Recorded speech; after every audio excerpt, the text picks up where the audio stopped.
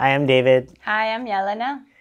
Welcome to our lesson on pranayama. We're going to do short pranayama now from Ashtanga's new practice. It's what's been added now by our teacher at the end of the practice. So, of course, we changed our teaching and have added it in as well. Yeah, so we're going to go through it with you here. Before we do that, please let us know what you want to watch, what you think of this, and what else? Subscribe. That's the important one, really. Mm-hmm.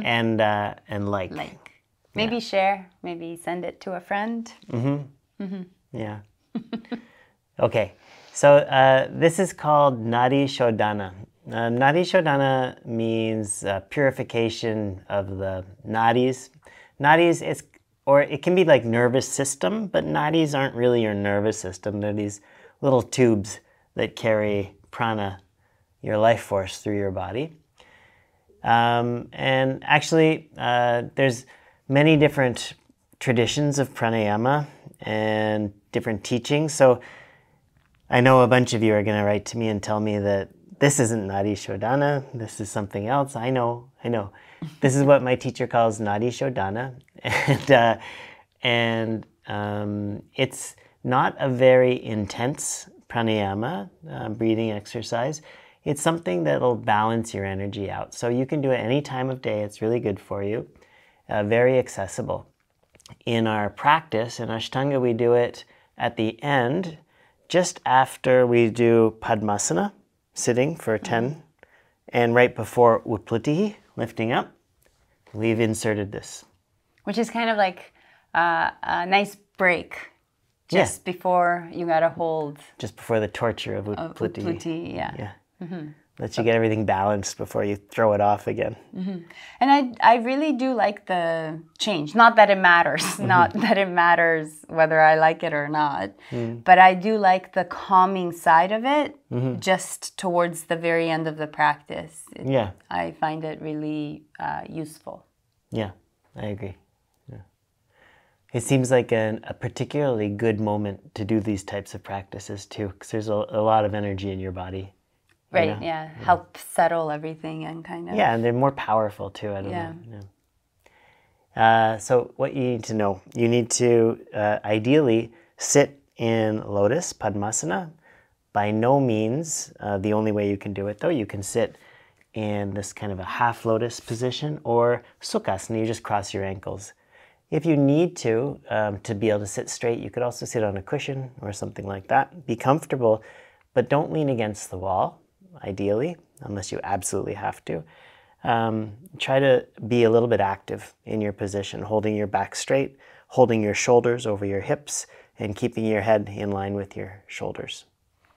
Okay, with your left hand, you're going to take Vishnu Mudra, and that's with the index and the middle finger down against the base of your thumb. Oh, sorry, wait. With your left hand, you're going to take Chin Mudra, and that's the index and thumb together, and then keep the arm more or less straight, keep the fingers straight, and with your right hand, you'll take Vishnu Mudra. Vishnu Mudra, index and middle finger folds down. Keep your ring and pinky finger extended along with your thumb. Even this can be kind of challenging. Okay, and then pro tip is keep your right elbow down. Don't hold it up in the air. You'll get a sore shoulder after all that yoga. Don't want to make a problem. So drop your elbow down. Let your arm rest against the side of your body. Okay, and then just bring your right hand down as well. And we're going to use our right thumb to either close the right nostril or the ring finger to close the left nostril. We'll do either or, not both at the same time. All right, and I'm going to use a metronome to count the breath. So we're going to do an 8-second inhale and an 8-second exhale. Can I do another pro tip? Yeah. Please don't push on your poor nose. I see that all the time. And I just want to go over, just very gentle pressure will completely close your nostril without you having to make your poor nose go completely crooked. Yeah, be delicate. Be nice. And try to hold nice and still too. I see a lot of people really dancing with it, you know? Just totally stable. Just your hand lightly moving side to side.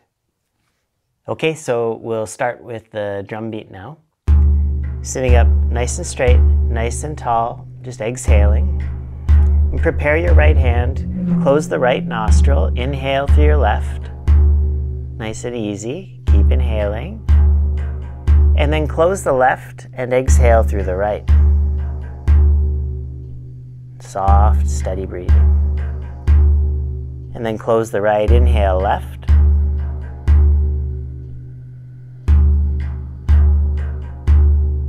Exhale right.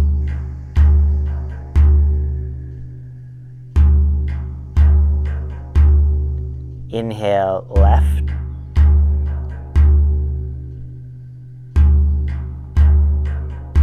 Close the left, exhale right.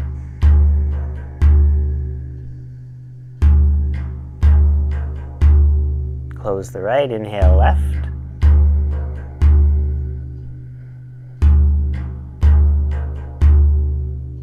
Exhale right.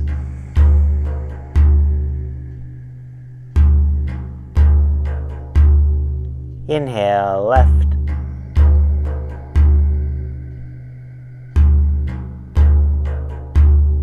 Exhale right.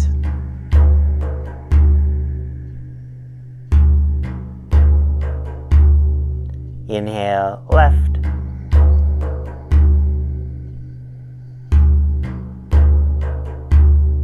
Exhale right.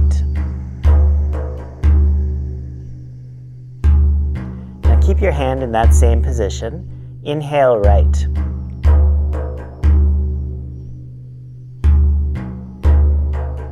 And then close the right, exhale left.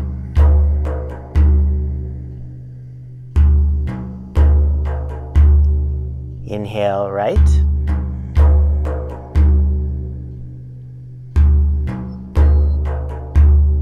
Exhale left.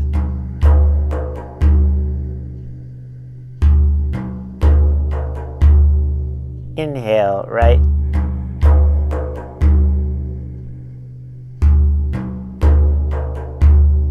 Exhale left.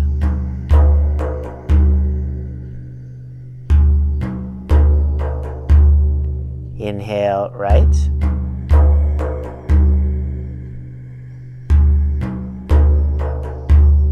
Exhale left.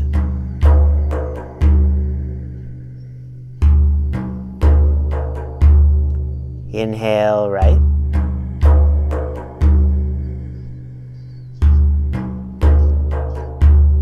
Exhale left.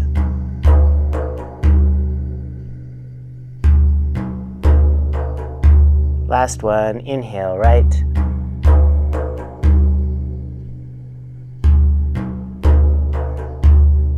Exhale left.